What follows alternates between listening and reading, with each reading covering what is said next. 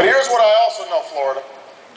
I know that we can steer ourselves out of this crisis because that's who we are, because that's what we've always done as Americans. Our nation faces down difficult times and makes times better. We've seen worse times, and in each of those moments, we've risen to meet the challenge. We've never forgotten that fundamental truth about America, that here in this country, our destiny is not written for us, it's written by us. We make decisions about how we are going to move this country forward. Now let me just talk a little bit about this financial crisis. There are many to blame for causing the crisis we're in. And that starts with the speculators on Wall Street who gamed the system and the regulators in Washington who look the other way. But now we're here. Now that we're here, every American has a stake in solving this crisis and saving our financial system from collapse. Because if we don't act, your job, your life savings, your retirement, your economic security will be put at risk. The clock is ticking on this crisis. We have to act swiftly, but we also have to get it right. And that means everyone, Republicans and Democrats and the White House and Congress, must work together to come up with a solution that protects American taxpayers and our economy without rewarding those whose greed helped get us into this problem in the first place.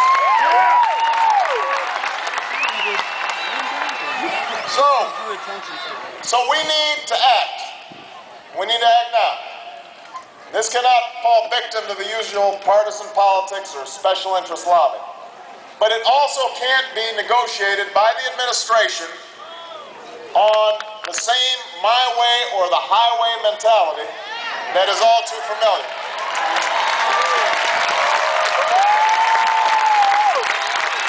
Now this administration started off by asking for a blank check to solve this problem. And to them, I say no.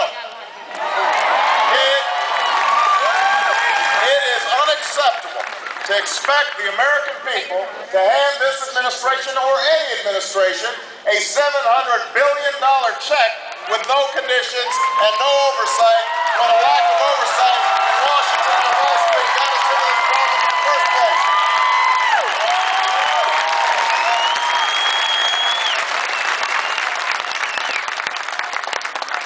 If the American people are being asked to pay for the solution to this crisis, then you have a right to make sure that your dollars are protected. That's why I've laid out a few conditions for Washington.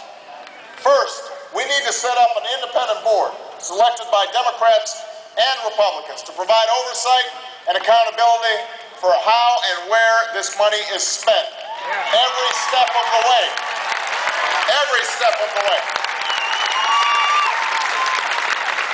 Second, if American taxpayers are financing the solution, you should be treated like investors. And that means that Wall Street and Washington should give you every penny of your money back once this economy recovers.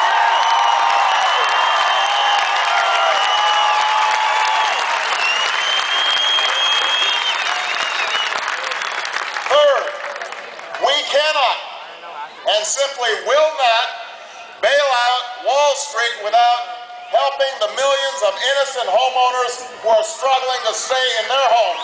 They deserve a plan too.